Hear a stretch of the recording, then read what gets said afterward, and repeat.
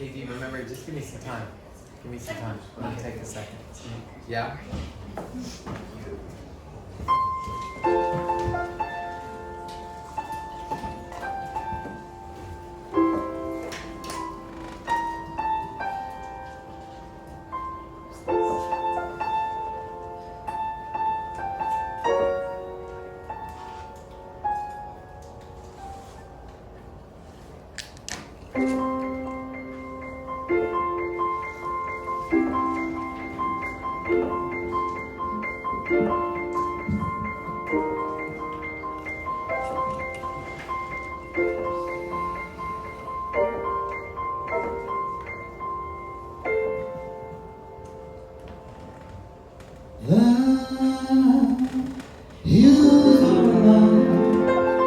With the sound of music, with songs they have sung for 1,000 years. The hills fill my heart with the sound of music. My heart wants to sing every song it hears.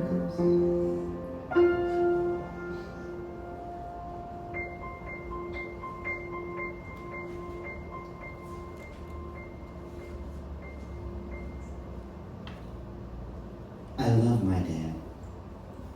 I loved him so much that I prepared his body for burial when he died. It was something I couldn't imagine doing until the moment I realized I was supposed to do it.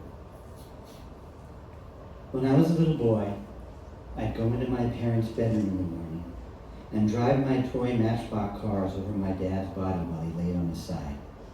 And he pretended he was asleep. But I knew that he wasn't, because I'd see him smile. My daddy loved me so much that he'd take me for long walks in the forest and the hills on the judge's land near our house, where we'd walk along the streams, watching the water spiders, and we'd listen to nature, the water, the birds. And while we walked, he kept telling me, "You can do anything you want, Jeffy." I love those hills. My heart wants to beat like the wings of the birds that rise from the lakes to the trees. My heart wants to sigh like a chime that flies from the church on a breeze, to laugh like a brook as it trips and falls over stones on its way, to sing through the night like a lark that is learning to cry. Aside from his kids, his joy in life was music. My dad was a doctor. He worked 12-hour days out of an office in our home, and he played music from 9:30 a.m. to 9:30 p.m.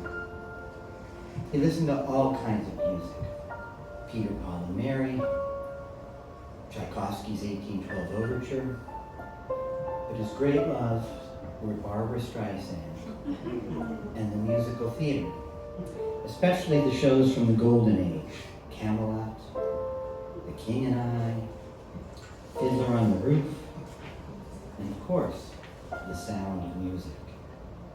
Shows that told stories about the joys and pains of love and life in simple yet profound ways. I go to the hills when my heart is lonely. I know I will hear what I heard before. My heart will be blessed with the sound of music, and I'll sing once more.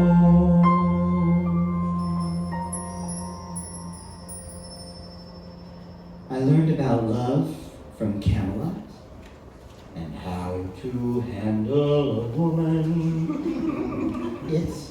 to love her, simply love her. About sex from Carousel, and June is busting out all over. With all the boy sheep and the ewe sheep are determined to make new sheep, and the ewe sheep aren't even keeping score, which is basically a gangbang going on, right? What he wrote. The weekend my dad died, I was at a meditation retreat. I drove back from the retreat, and when I got to the hospital, he'd already started his death throes and was only partly conscious. I went up and kissed him and sat in a chair at his feet. And I sat up with him all night, told him I loved him, and at 5 a.m. he died with me and my sister at his side.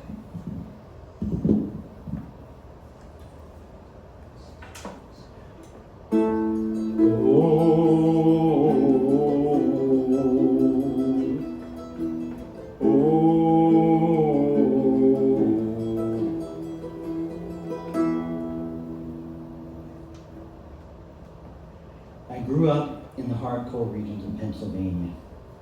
I don't know how Jews ended up there, and at this point, there were very few Jews left. My dad was taken to the local funeral home for the body to be prepared and buried in the next 24 hours, and that's the Jewish tradition.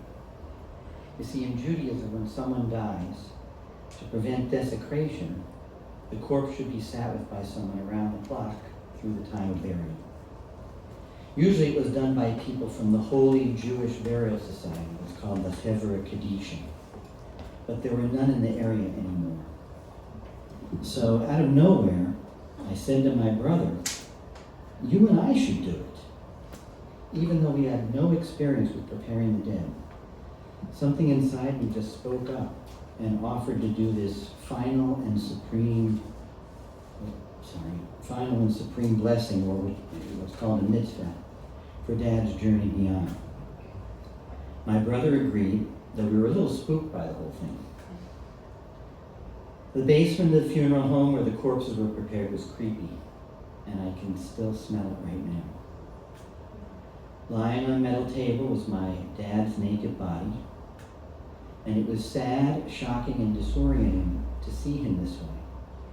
But in some ways it was also comforting, because it was so obvious to me that he was no longer there, and that his life force had left him. His body was misshapen and angular from the ravages of age and his Parkinson's disease. His spine was curved, and he couldn't lie fully flat on the table, and his head didn't touch it. Most disturbing to me was that his mouth was gaping wide open, and I felt sad witnessing his infinite vulnerability, and I guess I was really feeling my own. We did the ritual ablutions, pouring small containers of water over him, and said some prayers, and we then put him in a white shroud, which was like a large, oversized set of pajamas that seemed almost like a straitjacket. And it was hard work, as his body was rigid and unwieldy. Then we tried to tie his open mouth shut with a piece of cloth, kind of like those cartoons of someone with a toothache with a bandage around their head. But it wouldn't stay shut, and I felt sad that I couldn't give him that dignity. We finally gave up and put his body in a simple pine casket. We placed the lid on the casket and closed it, and that was the last time I saw him.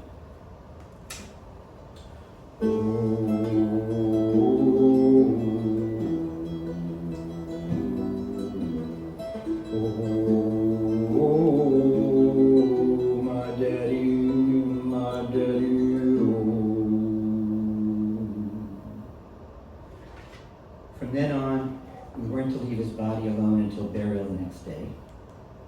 I decided that I'd sit with him all night. I meditated next to him and had the deepest meditations of my life.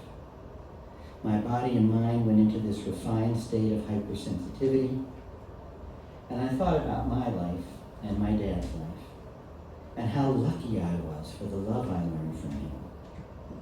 And at times, I spoke and sang to him.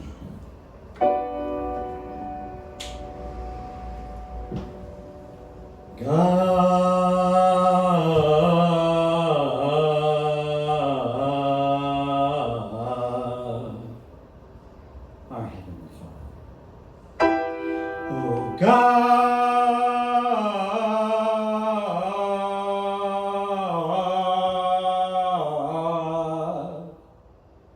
and my Father, who's also in heaven, may the light of this flickering candle illuminate the night the way your spirit illuminates my soul.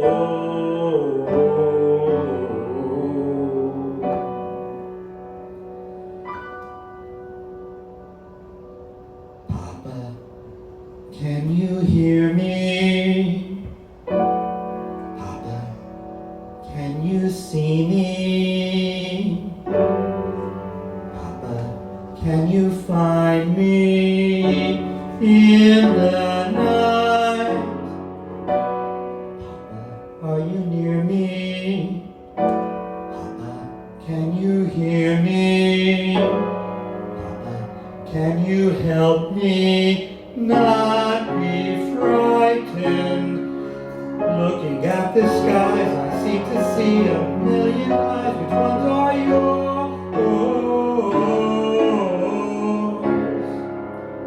Are you now that yesterday has waved goodbye and closed its doors? The night is so much darker, the wind is so much colder, the world I see is so much bigger now that I'm alone. Papa, please forgive me, try to understand me. Papa, don't you know I had no choice? You hear me praying, anything I'm saying, even though the night is filled with voices. I remember everything you taught me, every book I ever read, and all the words and all the books help me to face what lies ahead.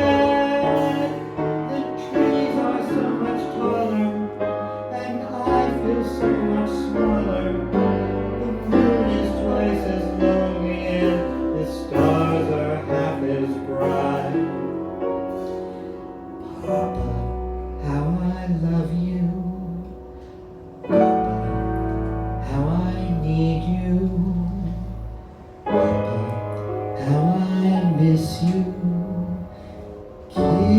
Kissing me good night.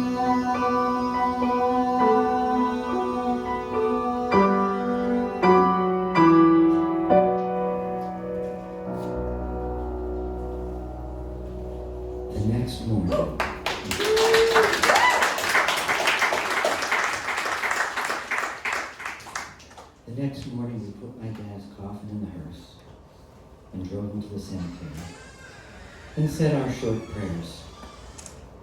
At Jewish funerals, it's customary to shovel some dirt on top of the coffin to hear the sound and the finality of death, so it's imprinted on our memory. Everyone took the shovel and shoveled a scoop of dirt on the coffin and then left. When it came my turn, again, a voice came to me and told me to continue until I fully buried Dad. I tossed shovel after shovel of dirt on his coffin. Everyone was gone, but I continued till the job was done. With every shovel, I could feel the visceral tension in my muscles. I was tired, but something else was driving me. Some ancestral call from the past, directing me to finish this job, this mitzvah. Done shoveling, I was exhausted. But I also felt an exhilaration and completion with my dad that I never thought was possible. And I realized in that moment the wisdom of the death practices that were passed down through religions for millennia. I was in awe of this embodied wisdom I discovered in the act of burying my father. What did I do to deserve it? I wasn't a religious person. Somehow, by engaging in the physicality of burying my dad, I was able to bury my grief with him and to tap into a river of ever-expanding joy that I carry in my life now. The same joy that I connected within those musicals he would play. And I'll sing once more. You guys, the sound of music. High on a hill was a lonely goatherd, I was the voice of a lonely goatherd, folks in a town that was quite grim, I'll steam clear from the goatherd, oh,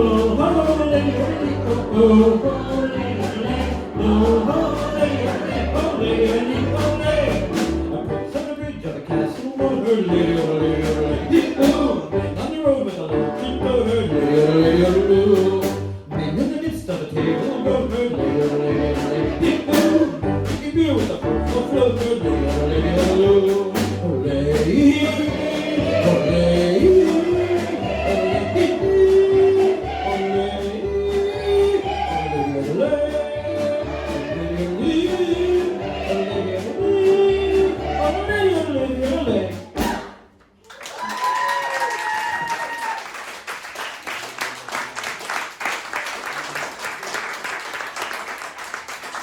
Thank you. Give it up for KG.